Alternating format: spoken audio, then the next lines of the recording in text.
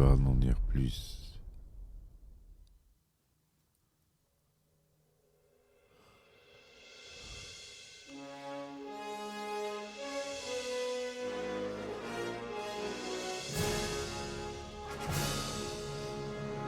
Eh ben attendez, on est en France. Allez, cul sec. Hop.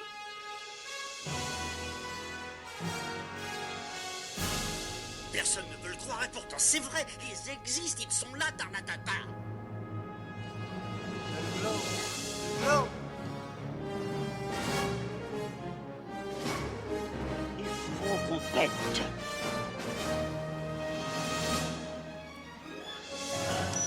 Voyons, circuit branché, correcteur temporel temporisé. Bonjour, bienvenue sur Histoire d'en dire plus. Aujourd'hui, on s'attaque à un réalisateur que j'avais pas encore abordé, mais qui est un grand réalisateur, Monsieur Milos Forman, avec comme acteur Jack Nicholson dans ce film. Vous aurez deviné, c'est Vol au-dessus d'un nid de coucou. Allez, c'est parti mon kiki. Donc, Vol au-dessus d'un nid de coucou, ou One Flew Over the Cuckoo Nest, est un film américain réalisé par Milos Forman, qui est sorti en 1975. Il dure 133 minutes. C'est une comédie dramatique.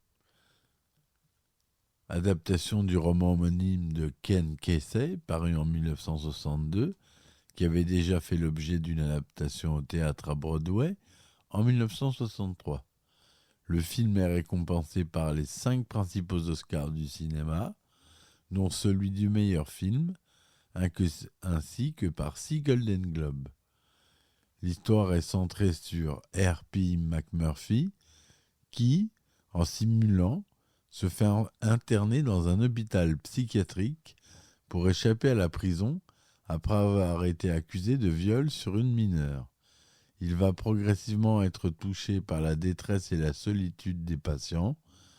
Par sa forte personnalité, il s'oppose rapidement aux méthodes répressives de l'infirmière Ratched. Dans le titre original en anglais, le terme cuckoo, qui comme premier sens est l'oiseau coucou, désigne également en argot une personne mentalement dérangée, à l'image des patients de l'hôpital psychiatrique où se situe l'intrigue. La traduction du film en français aurait donc pu être « Quelqu'un survola le nid des dingues ». Pour la sortie du film, le distributeur français souhaita une traduction plus proche du titre original que celle de la première traduction du livre chez Stock, sorti en 1969, qui était La machine à brouillard. Le livre fut ensuite réédité avec le même titre que le film lors de la sortie de celui-ci. Donc au scénario, on a Lawrence Hauben et Bo Goldman.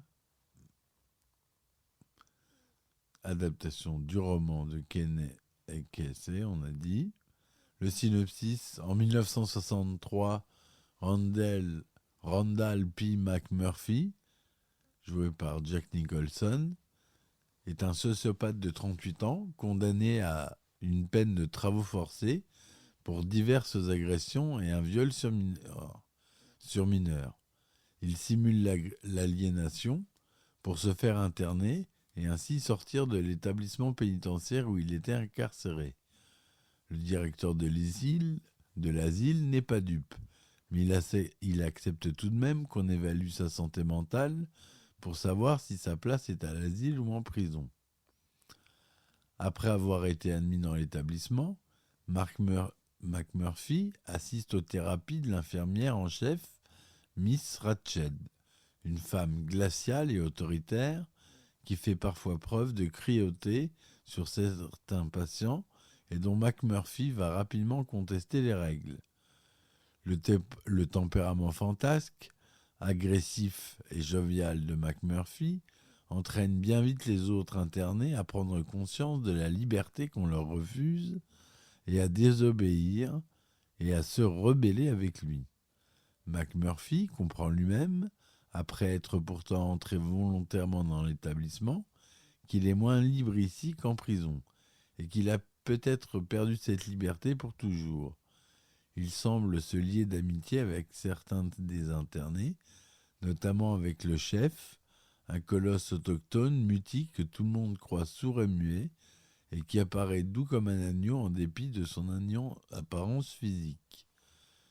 Malgré quelques crises de nerfs de McMurphy face à l'intransigeance de l'infirmière, au début tout se passe à peu près bien avant que les choses dégénèrent rapidement. McMurphy parvient un beau jour à organiser une sortie rocambolesque en bus dans les environs afin d'aller pêcher au bord d'un bateau. De retour dans l'établissement, il soudoie le gardien et réussit à faire entrer 2 de ses amis. Une fête s'ensuit au cours de laquelle l'alcool coule à flot. Au matin, Miss Ratched retrouve l'un des internés, le jeune Billy, dans un lit avec l'une des 2 jeunes femmes. Miss Ratched culpabilise et humilie Billy au point qu'il finit par se suicider en se tranchant la carotide, alors que McMurphy est au même moment sur le point de s'enfuir. Face à ce drame, ce dernier se ravise pour venger Billy et tente d'étrangler Ratched, qu'il tient responsable de la mort du jeune homme. La direction durcit finalement sa réaction face aux perturbations et décide de lobotomiser McMurphy. Après l'opération, le chef le retrouve dans un état végétatif et ne voyant plus de solution, il le serre dans ses bras en lui disant « Tu viens avec moi ». Il l'étouffe avec un oreiller afin de lui éviter de vivre dans cet état pour le reste de sa vie. Dans la scène finale, le chef arrache au sol un distributeur d'eau et le lance sur une baie vitrée grillagée, exécutant le plan que McMurphy avait lui-même proposé au début du film pour sortir de l'établissement sans avoir eu assez de force pour le mettre en œuvre. Le chef s'enfuit dans les montagnes de Salem et parvient à redevenir un homme libre. Voilà l'histoire de ce film qui a remporté toutes les récompenses. À la musique, on a Jack Nitzsche et Ed Bogas. Le budget du film était uniquement de 4 400 000 $. Tourné en couleur Deluxe 1,85e. Je vous l'ai dit, il dure 133 minutes. La première à New York a eu lieu le 19 novembre 1975 et la sortie nationale le lendemain. Et en France, le 1er mars 1976. Interdit aux moins de 12 ans dès sa sortie en salle. Jack Nicholson donc joue Randall Patrick McMurphy. Louise Fletcher, l'infirmière en chef Mildred Ratched. William Redfield joue Dale Harding. Brad Dourif, Billy Bibbit. Will Sampson, chef, Bromden, le géant indien. Danny DeVito, Martini. Christopher Lloyd, Tabert. Sidney Lassick, Charlie Cheswick. Scatman Crothers, Odd Letterk, le veilleur de nuit, etc., etc. Donc on retrouve déjà Christopher Lloyd, Danny DeVito, Jack Nicholson, Angelica Houston, qui n'est pas créditée mais qui est dans le film, et Aurore Clément. L'acteur Kirk Douglas achète les droits du livre de Ken Desai, auteur alors inconnu, et songe à l'adapter au cinéma, mais le caractère jugé trop subversif du roman l'empêche de trouver un financement. Kirk Douglas adopte alors le roman au théâtre, en changeant le point de vue narratif, celui d'un délinquant qui choisit d'être interné pour échapper à la prison. Dans le roman, l'histoire est racontée par un chef indien schizophrène. Kirk Douglas joue 6 mois le rôle de McMurphy dans son adaptation théâtrale mise en scène par Dale Wasserman à Broadway en 1963. Mais la pièce est un échec. En 1966, à l'occasion d'une tournée de bienfaisance, Kirk Douglas rencontre Milos Forman à Prague où il découvre les films du jeune réalisateur tchèque. Il pense alors lui confier l'adaptation cinématographique et lui promet de lui envoyer le roman. Mais Milos Forman ne reçoit jamais le livre qui est intercepté à la frontière et Kirk Douglas pense finalement que le réalisateur tchèque dédaigne de lui répondre. À la suite du printemps de Prague en 1968, Milos Forman s'exile aux États-Unis et réalise son premier film américain, Taking Off. Entre-temps, Michael Douglas avait repris le projet d'adaptation de son père une décennie auparavant. Kirk Douglas pensait là encore jouer le rôle de McMurphy, mais malheureusement la société de production le juge désormais trop âgé pour interpréter le nouveau rôle de McMurphy. Michael Douglas s'associe pour la production à Zael Zenz et le scénario à Lawrence Auben, qui suggère à Michael Douglas de choisir Milos Forman comme réalisateur, ce qui avait déjà été le choix de Kirk Douglas des années auparavant. Lorsque Milos Forman reçoit enfin le roman, il est enthousiaste. Pour vous, ce livre, c'est de la littérature, mais pour moi, c'est la vie. J'ai vécu ce livre. Le Parti communiste était mon infirmière à Tchède. Après la mort de Milos Forman, Michael Douglas déclare qu'on lui demande ce qu'il pense du réalisateur de ce film. C'est vraiment une perte terrible. Je me souviens qu'à l'époque, avec mon coproducteur Saul Sense, on faisait passer des entretiens pour trouver un réalisateur à vol au-dessus d'un nid de coucou.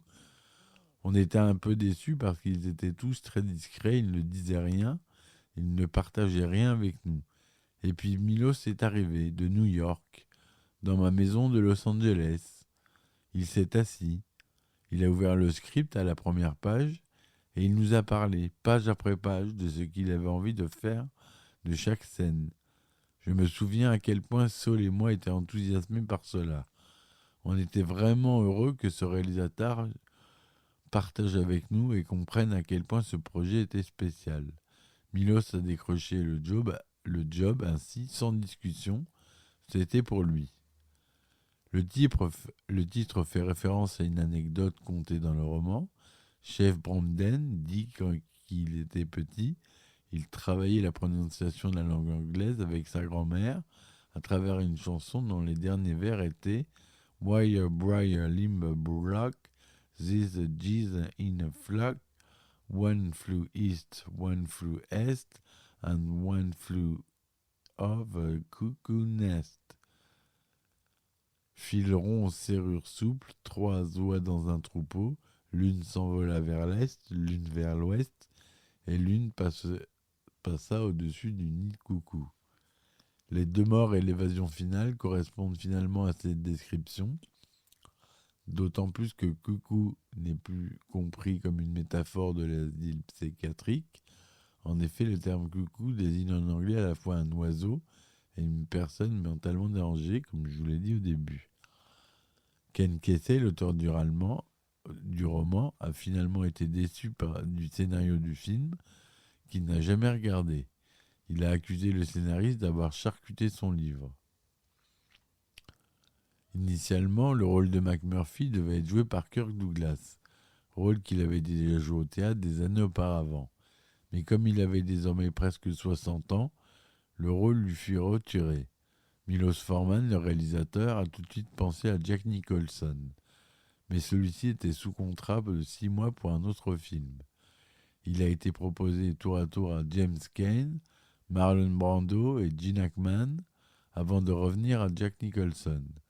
Forman ne voyait donc personne d'autre que lui. Le rôle de l'infirmière Ratched a été offert à Faye Dunaway, Colin Dewhurst, Geraldine Page, Jeanne Moreau, Anne Bancroft, Ellen Burstyn, Jane Fonda, Angela Lansbury, et c'est Louise Fletcher qui a été choisie une semaine avant le début du tournage. Forman n'était pas sûr qu'elle pourrait le jouer correctement, bien qu'elle ait auditionné pendant 6 mois.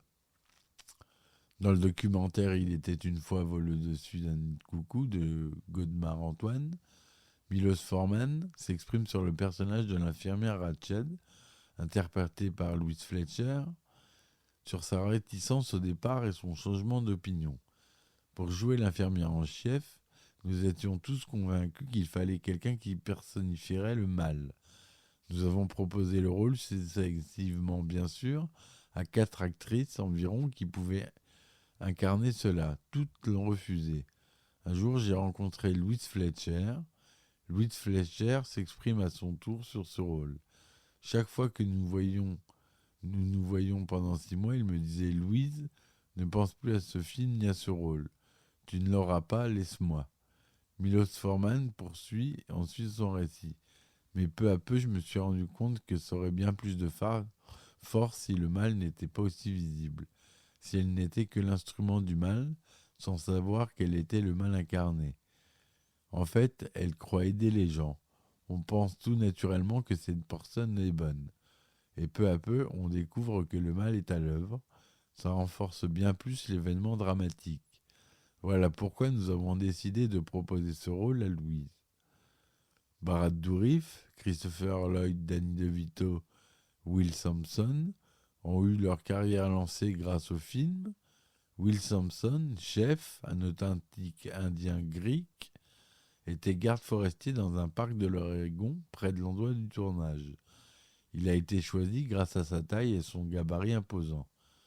L'actrice Angelica Houston, qui était alors la compagne de Jack Nicholson, apparaît dans une scène de foule mais n'est pas créditée, comme je vous l'ai dit, au générique. Des personnages du film jouent leur propre rôle.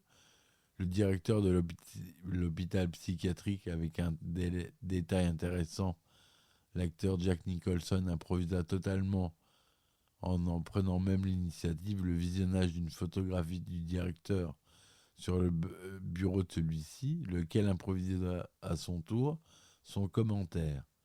Les vrais patients d'établissement que l'on aperçoit fugitivement à l'arrière-plan, et le loueur de bateau qui, surpris et rendu furieux par l'arrivée soudaine et à l'improviste de l'équipe de tournage, joua donc avec un grand naturel la surprise devant l'arrivée soudaine et l'improviste des patients dans l'établissement psychiatrique. Le tournage a eu lieu de janvier à mars 1975 dans un hôpital psychiatrique de Salem, en Oregon, le Oregon State Hospital. L'équipe a dû composer avec quelques véritables malades mentaux. Ainsi, certains personnages secondaires dans le film sont d'authentiques patients de l'hôpital. À l'exception de la scène de pêche, qui n'était pas dans le script original, et tournée en dernier à Depot Bay, un petit port de l'Oregon, les différentes scènes du film ont été tournées dans l'ordre. Voilà pour le tournage. Le film est classé 16e meilleur film de tous les temps, d'après le site de référence IMDb, avec une note de 8,7 sur 10, qui est très haut. L'Institut American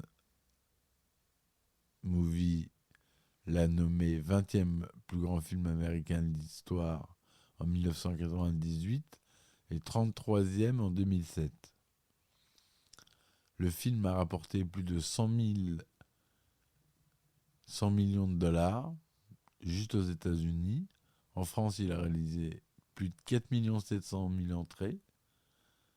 Oscar du meilleur film pour les deux producteurs du film, Michael Douglas et Saul Sands. Oscar du meilleur réalisateur pour Milos Forman. Oscar du meilleur acteur pour Jack Nicholson. Oscar de la meilleure actrice pour Louise Fletcher. Oscar du meilleur scénario adapté pour Bo Goldman et Laurence Auben. Golden Globe 76, 6 trophées.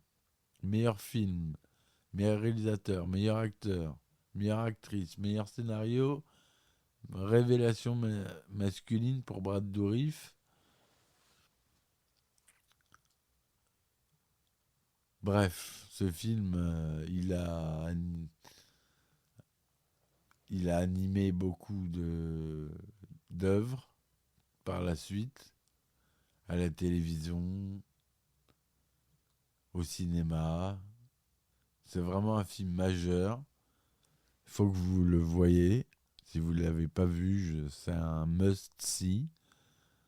Il est classé au film American Film Institute, donc vous pouvez me faire confiance, il est culte. Donc, c'est un drame. Préparez-vous à pas rire. Et allez-y, Franco. Faites-moi confiance. Je raconte pas de bêtises. Si ma chronique vous a plu, j'espère qu'elle vous a plu, supportez-moi en laissant un like ou un commentaire. Abonnez-vous, ça coûte rien, c'est juste un clic. Comme ça, vous êtes au courant des nouvelles sorties du podcast. Je vous dis à très vite pour une nouvelle chronique. Merci et à ciao ciao. Histoire d'en dire plus.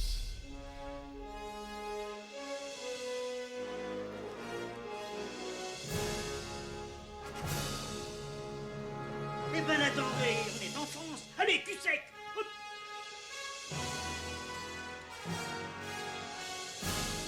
Personne ne veut le croire et pourtant c'est vrai, ils existent, ils sont là, Tarnatata.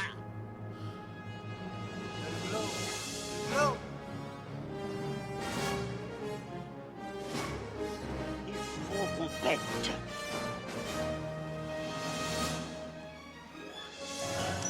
Voyons, circuit branché, convecteur temporel temporisé,